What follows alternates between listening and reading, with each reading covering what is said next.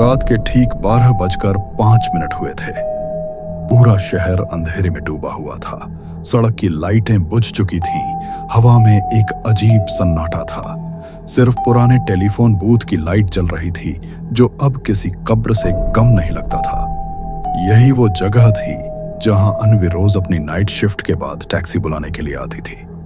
लेकिन आज की रात अमावस की रात थी। अन्वी के हाथ में मोबाइल नहीं था, क्योंकि उसका फोन कुछ घंटे पहले ऑफिस में ही गिरकर टूट गया था। उसे याद आया कि बूथ में पुराना लैंडलाइन अभी भी काम करता है। वो अंदर गई, फोन उठाया। डायल टोन चल रही थी। उसने अपने दोस्त राहुल का नंबर याद से डायल किया। पहली बार रिंग गई, दूसरी बार कोई जवाब नहीं, तीसरी बार फोन उठा, पर आवाज राहुल की नहीं थी। वो वहां मत रुकना, पीछे मत देखना। अन्वी का दिल एकदम जोर से धड़कने लगा। कौन बोल रहा है? उसने कांपती आवाज में पूछा। दूसरी तरफ कुछ सेकंड की चुप्पी रही, फिर फोन कट गया। उसने जल्दी से फोन रख दिया और बाहर निकलने लगी, पर दरवाजा बंद हो चुका था। हैरान रह गई, ये दरवाजा तो ऑटोमेटिक नहीं था। कांच के पार उसने देखा, बाहर कोई खड़ा था। सफेद साड़ी में एक औरत, जिसके बाल चेहरे पर झूल रहे थे। उसके हाथ में वही पुराना रोटरी फोन था, बिल्कुल वैसा जैसा इस बूथ में था। अन्वी ने चीख कर कहा, कौन हो तुम? पर वो औरत बस धीरे धीरे मुस्कुराई और गायब हो गई। बूथ के अंदर फोन फिर से बजने लगा। रिंग इतनी तेज थी कि दीवारें तक हिल रही थी। अन्वी ने डरते हुए फोन उठाया।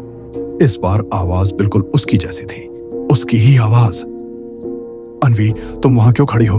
मैंने तो कहा था पीछे मत देखना। वो हिल गई। उसकी रीढ़ में सिहरन दौड़ गई। तुम कौन हो?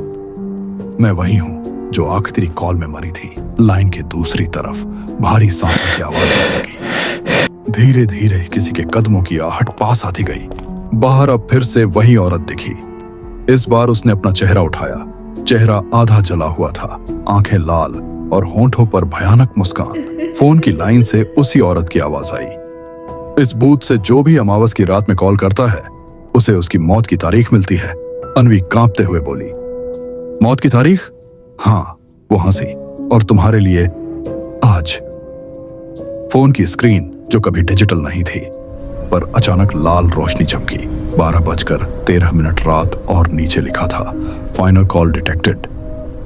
अन्वी ने रिसीवर पटक दिया और दरवाजा तोड़कर बाहर भागी। सड़क पर कोई नहीं था, न कोई गाड़ी, न कोई इंसान। वो पीछे मुड़ी तो बूथ में वही औरत खड़ी थी। इस बार बूथ की दीवारों पर खून से लिखा था, यहां हर कॉल किसी न किसी की आखिरी होती है।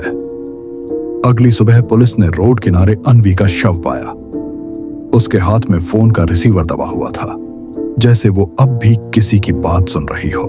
बत की वायर पूरी तरह जली हुई थी, लेकिन जब पुलिस ने उस लाइन को ट्रेस किया तो पता चला उस नंबर से पिछली कॉल 5 साल पहले हुई थी, उस लड़की की जो अमावस की रात मर गई थी। नाम था अन्वी शर्मा।